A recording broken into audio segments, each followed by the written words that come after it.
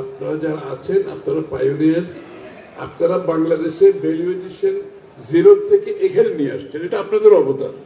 আপনারা কাজ করেছেন এর পিছনে, আপনারা কষ্ট করেছেন। বাংলাদেশের, আমি তো সবসময় বলি বাংলাদেশ একটা ওভার রেগুলেটেড কান্ট্রি, এখানে ব্যবসা করা খুব কঠিন, কিন্তু আর ব্যবসায়ীদের উপর বিশ্বাস আস্থাও অনেকটা নষ্ট হয়ে গেছে বিভিন্ন কারণে।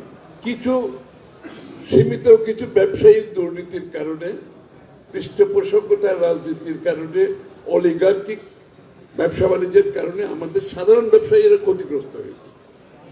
এই জন্য আমরা চাই যে বাংলাদেশের ব্যবসার ক্ষেত্রে একটা লেভেল প্লেইং ফিল্ড যাতে সকলের জন্য সমান থাকে। ডেমোক্রেটাইজেশন অফ দ্য ইকোনমির কথা আমরা বলছি, যে শুধু রাজনীতিকে গণতান্ত্রিক করলে হবে না, অর্থনীতিকে গণতান্ত্রিক করতে হবে। অর্থাৎ সকলের অংশগ্রহণের জন্য সুযোগ সৃষ্টি করতে হবে, লেভেল প্লেইং ফিল্ড থাকতে হবে, যাতে করে তারা দেশের বাইরে বিশ্ব অর্থনীতিতে অংশগ্রহণ করতে পারে।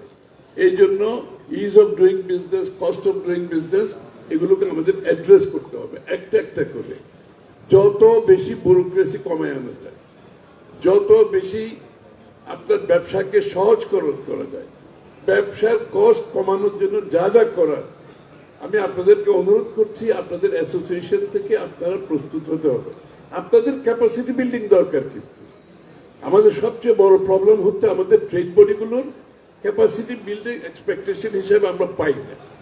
আপনারা যদি ক্যাপাসিটি বিল্ডিং করতে পারেন, যে আসলে যেমন আমি একটা উদাহরণ সবসময় দিই, যে গার্মেন্টসের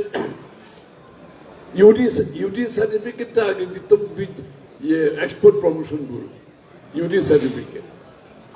আমি যখন বাণিজ্য মন্ত্রী ছিলাম, আমাকে গার্মেন্টসের আমাদের লিডারশিপরা বলেছে যে খসরু ভাই, UD certificate is a headache, আমাদের ওখানে পয়সা না দিলে ইউডি সার্টিফিকেট ডিলে করে আমাদের হ্যারাস করে, আপনি একটু বিজিএমই কে একটু ফিক্স করেন, ঠিক করেন। আমি ভাবলাম বিজিএমই কে ফিক্স না করে আমি যদি এটা বিজিএমই থেকে বের করে বিজিএমই কে দিয়ে দেই, তারা যদি সেলফ রেগুলেট করে, এটা অনেক আমার জন্য সহজ সিদ্ধান্ত, কারণ আমার অতটুকু আস্থা আছে ওদের উপর। এবং সেটাই করা হয়েছে, এখনো চলছে। এক্সপোর্ট প্রমোশন বোর্ড যে সার্টিফিকেট দিতে এখন এটা বিজিএমই দেয়। তো আপনারা যদি ক্যাপাসিটি বিল্ডিং করতে পারেন, সরকারের অনেকগুলো কাজ আপনারা করতে পারবেন। আমি আপনাদেরকে আশ্বস্ত করতে চাই এই ব্যাপারে, অনেকগুলো কাজ আপনারা করতে পারবেন ইনশাআল্লাহ। তাইলে হলে কস্ট কমে যায়, আপনার এফিসিয়েন্সি বেড়ে যায়, আপনার ইজ অফ ডুইং বিজনেসের যে বাধাগুলো সেটা কমে যায়। এইটাই আমরা চাইতেছি আপনাদের কাছ থেকে। আপনাদেরকেও ক্যাপাসিটি বিল্ডিং করতে হবে। Bonded warehouse, back to back LC, এগুলো সব বিএনপির করে, আপনারা তো জানেন, এগুলো বলার দরকার নেই। বিএনপির পলিটিক্স হচ্ছে প্রাইভেট সেক্টর লেড গ্রোথ, অর্থাৎ ব্যক্তি খাত চালিত অর্থনীতিতে আমরা বিশ্বাস করি, বিএনপি বিশ্বাস করে। এই জন্য ব্যাক টু ব্যাক এলসি করেছি আমরা, আপনার বন্ডেড ওয়্যার হাউস আমরা করেছি ব্যবসাকে সহজ করার জন্য। আগামী দিনে আরো সহজতর করার জন্য যতগুলো পদক্ষেপ নেওয়ার দরকার আমরা সেই পদক্ষেপ নেব, আমি আপনাদেরকে আশ্বস্ত করছি ইনশাআল্লাহ। এবং আপনাদের পক্ষ থেকে যেটা আমি বলেছি, আপনাদের ক্যাপাসিটি বিল্ডিং করেন, যাতে করে আপনাদের সাথে আমাদের কাজ করতে সহজ হয়। আপনাদের ক্যাপাসিটি না থাকলে সরকার তো আপনার কাছ থেকে বেশি কিছু পাবে না, খালি বক্তৃতা পাবে। এই যে স্টেজে দাঁড়িয়ে বক্তৃতা দিয়ে কোনো লাভ নাই। আমরা চাই এক্সাক্ট প্রবলেমগুলো কোথায়, উইকনেসগুলো কোথায়, কিভাবে এগুলো আমরা ডিরেগুলেট করতে পারবো, আমরা লিবারালাইজ করতে পারবো। এই কাজগুলো আপনারা করেন। আর প্যাকেজিং ইন্ডাস্ট্রির আমরা আবারও বলছি, sky is the limit. Packaging industry অনেক বড় গ্লোবাল অপরচুনিটি আছে। আজকাল প্যাকেজিং প্রোডাক্টের চেয়ে প্যাকেজিং এর অ্যাট্রাকশন অনেক বেশি। আমরা যখন একটা প্রোডাক্ট কিনি এখন, ওটার প্যাকেজিং এমনভাবে করে যে প্রোডাক্ট দেখার আগে প্যাকেজিং থেকে আমরা খুশি হয়ে যাই।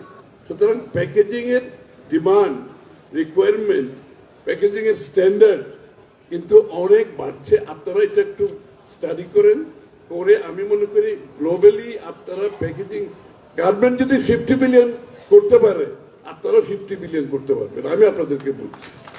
এই আপনারা সিরিয়াসলি যদি দেখেন, প্যাকেজিং ইন্ডাস্ট্রিতে আপনার ব্যাক টু ব্যাক ঠিক আছে, দেশের মধ্যে করছেন, ডোমেস্টিক সাপ্লাই এক্সপোর্ট করছেন, ঠিক আছে, মাত্র 1.5 বিলিয়ন মতো বাইরে করছেন।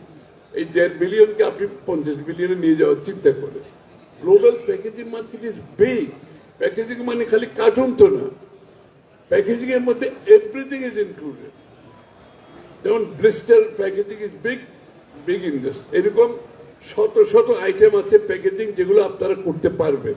আপনারা একটু ওইদিকে মনোযোগ দেন, গার্মেন্টকে সাপোর্ট দেন, সব লোকগুলো ঠিক আছে, কিন্তু বড়ভাবে আসেন। আমরা আপনাদেরকে এতটুকু বলতে পারি, আমাদের পক্ষ থেকে আমরা আপনাদেরকে ফুল সাপোর্ট দেব, কোনো সন্দেহ নেই। এবং যত 100% এক্সপোর্ট ইন্ডাস্ট্রি বাংলাদেশে হবে, আমরা সবাইকে ব্যাক টু ব্যাক এলসির সুযোগ দেব, বন্ডেড ওয়ার হাউসের সুযোগ দেব, নিশ্চিত থাকেন আপনারা সবাইকে।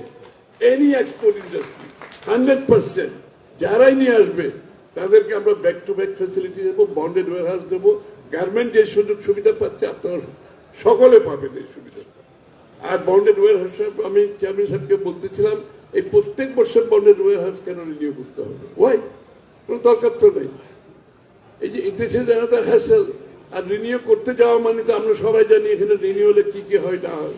তা আমার কথা হচ্ছে ব্যুরোক্রেসি, আমার কথা হচ্ছে ব্যুরোক্রেসি এবং এই হ্যারাসমেন্ট থেকে বাঁচতে হলে যত বেশি ফিজিক্যাল কন্ট্যাক্ট কমানো যায়, ফিজিক্যাল কন্ট্যাক্ট আমরা চেষ্টা করব যে ব্যবসায়ীদের সাথে ব্যুরোক্রেসির ফিজিক্যাল কন্ট্যাক্ট যত বেশি কমায় আনা যায়, তাহলে করাপশন কমবে, কস্ট অফ বিজনেস কমবে, আপনার is of doing business improve হবে। কিন্তু আপনাদেরকেও সিদ্ধান্ত নিতে হবে, আর আপনাদের মধ্যে সেই অনেস্টিটা থাকতে হবে। আমি সরি কিছু মনে করবেন না, আমাদের মধ্যে ব্যবসায়ীদের মধ্যে সততা থাকতে হবে। আমরা যদি ওই সুযোগ নিয়ে যদি অসৎ কাজ করি, তাহলে কিন্তু সাধারণ ভালো ব্যবসায়ীরা কিন্তু সাফার করতেছে। এটা যাতে না হয় আপনারা সেলফ রেগুলেট করেন। আপনাদের সরকার কেন বলবে? আপনার অ্যাসোসিয়েশন থেকে আপনারা নিজেরা উদ্যোগ নিয়ে যারা অসৎ কাজ করবে, আপনার অ্যাসোসিয়েশন থ্রু সেলফ রেগুলেশন আপনারা বাধাগ্রস্ত করবে। ওয়াই সরকার? সরকার বাধাগ্রস্ত করার দরকার তো নেই। আপনি যদি সেলফ রেগুলেট করে, সরকার তো করে আসার দরকার নেই। এইটা এই কাজগুলো আপনারা করেন, এবং আগামীতে ইনশাআল্লাহ কস্ট অফ ডুইং বিজনেস কমানোর জন্য, ইজ অফ ডুইং বিজনেস বাড়ানোর জন্য সব ধরনের ডিরেগুলেশনের দিকে আমরা যাব, লিবারালাইজেশন দিকে যাব। আপনারা আপনাদের কাজটা করবেন, আপনাদের প্রিপারেশনটা নেন, বলেন কোথায় কোথায় উইকনেস আছে, কোথায় কি সুযোগ সুবিধার সমস্যা আছে, কোথায় ডিরেগুলেট করতে হবে, কোথায় কোন পলিসির অভাবে আপনারা বাধাগ্রস্ত হচ্ছে। ইনশাআল্লাহ আমাদের স্লোগান একটা এখন, Bangladesh is going to be trading post, open 24/7. This is the slogan. Bangladesh is going to be a trading post, open 24/7 for the whole world. Deshe priority. This is the slogan. Inshallah, we can live up to it. আপনারা তৈরি হন এটার জন্য, আপনারা capacity building করেন। আগামী দিনের বাংলাদেশের অর্থনীতিতে আমাদের অনেক বেশি অর্থনৈতিক উন্নয়নের দিকে যেতে হবে, অনেক বেশি কর্মসংস্থান সৃষ্টি করতে হবে। আমরা কর্মসংস্থানটা করবো কোত্থেকে? যদি বিনিয়োগ না হয়, যদি আমাদের জনগণ অংশগ্রহণ করতে না পারে অর্থনীতিতে, সাধারণ মানুষ যদি অর্থনীতির সুফল না পায়, ওই অর্থনৈতিক উন্নয়নের তো কোনো দরকার নেই। প্রত্যেকটা সাধারণ মানুষ ব্যবসাতে আসার সুযোগ থাকতে হবে, লেভেল প্লেইং ফিল্ড থাকতে হবে। পৃষ্ঠপোষকতার কোনো ব্যবসা বাণিজ্য আমরা করতে দেব না আগামী দিনে। প্যাট্রোনাইজ কোনো ব্যবসা হবে না, সকলের জন্য লেভেল প্লেইং ফিল্ড থাকবে ইনশাআল্লাহ। এবং আমরা করেছি বিগত দিনে, এই যে আপনাদের বন্ডেড ওয়ার হাউস বলে ব্যাক টু ব্যাক, এবং it is a business friendly party. আপনারা তো জানেন আমরা ব্যবসায়ীদের সবসময় সাপোর্ট দিয়েছি। আমরা যখন ক্ষমতায় ছিলাম, মিনিস্ট্রি অফ কমার্স আপনারা যারা ভালো করে জানেন, ইট ডোর ওয়াজ ওপেন। প্রাইভেট সেক্টর যখনই ইচ্ছে গেছে মিনিস্ট্রিতে, তখনই ডোর কিন্তু খোলা ছিল। আগামীতেও ডোর খোলা থাকবে। আপনারা আপনাদের প্রস্তুতি নেন। সবাইকে ধন্যবাদ।